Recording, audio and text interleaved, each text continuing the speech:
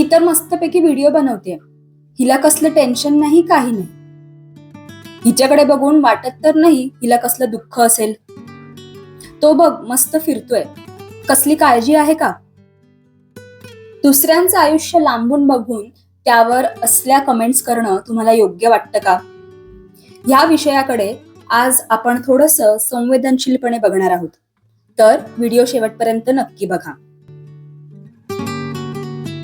नमस्कार, आपण ऐकत आहात शब्दसंवाद, कथा, आठवणी, प्रेरणा आणि मनातल्या भावना शब्दात मांडणारा एक मनमोकळा प्रवास. मी श्रद्धा राणे पोवार, लेखिका आणि निवेदिका.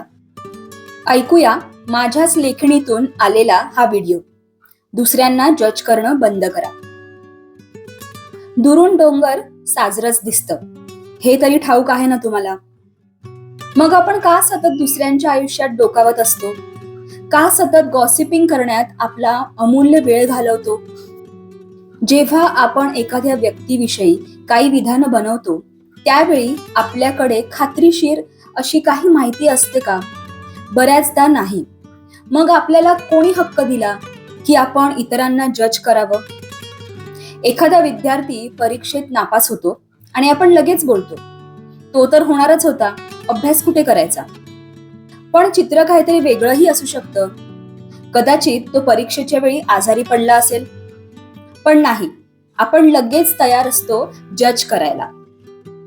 तुमची एखादी मैत्रीण किंवा मित्र अचानक तुमच्याशी बोलायचं बंद करतो किंवा प्रकर्षाने टाळतो, तेव्हा तुम्ही त्याच्याविषयी मत बनवून मोकळे होता की हा, तो आता बदललाय. पण कधीतरी असा विचार येतो का की तो मित्र कुठल्या तरी अडचणीत असावा किंवा त्याला काहीतरी टेन्शन असावं? पण नाही. कसं असतं की काही गोष्टी इतक्या भावनिक दृष्ट्या खोलवर त्रास देतात की कोणाशी शेअर करायला सुद्धा नकोशा वाटतात. म्हणून पुढच्या वेळी जर कोणी अलिप्त राहत असेल तर त्या व्यक्तीला जज करण्याऐवजी थोडं समजून घेण्याचा प्रयत्न करा.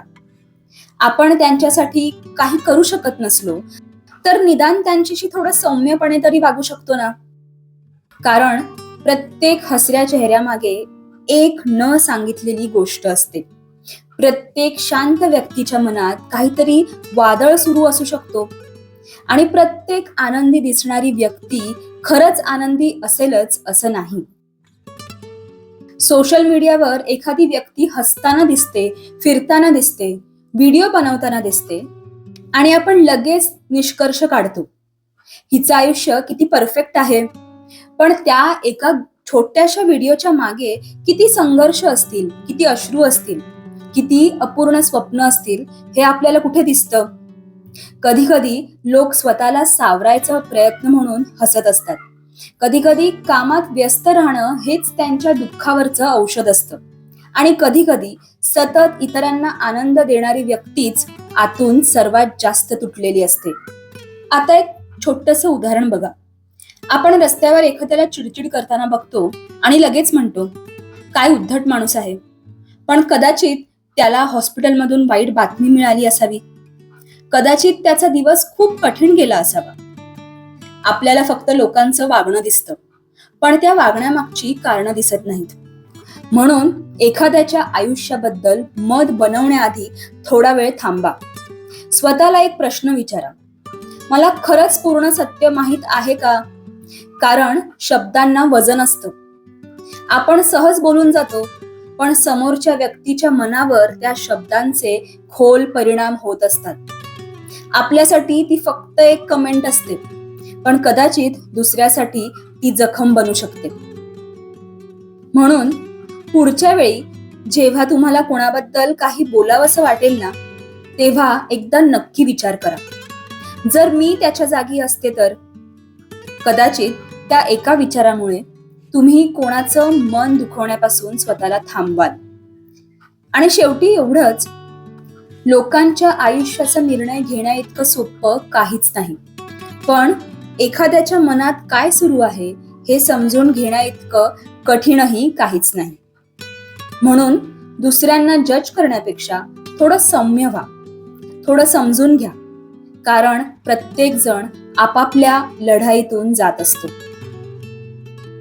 शेवटी एवढंच सांगेन, आपल्याला दिसतं ते नेहमी पूर्ण सत्य नसतं. म्हणून दुसऱ्यांना जज करण्यापेक्षा त्यांना थोडं समजून घेण्याचा प्रयत्न करा. कारण सौम्य शब्द आणि थोडी माणुसकी एखाद्याचा दिवसच नाही तर आयुष्यही बदलू शकते.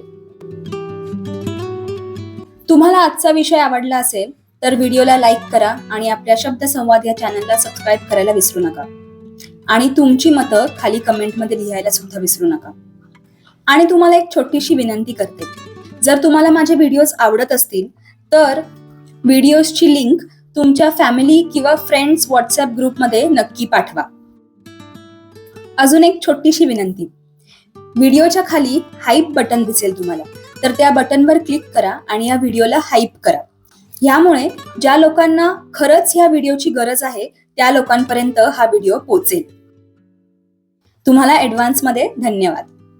चला भेटूया पुढच्या व्हिडिओमध्ये अजून एका नवीन विषयासोबत. हा व्हिडिओ शेवटपर्यंत बघितल्याबद्दल तुमचे खूप खूप धन्यवाद.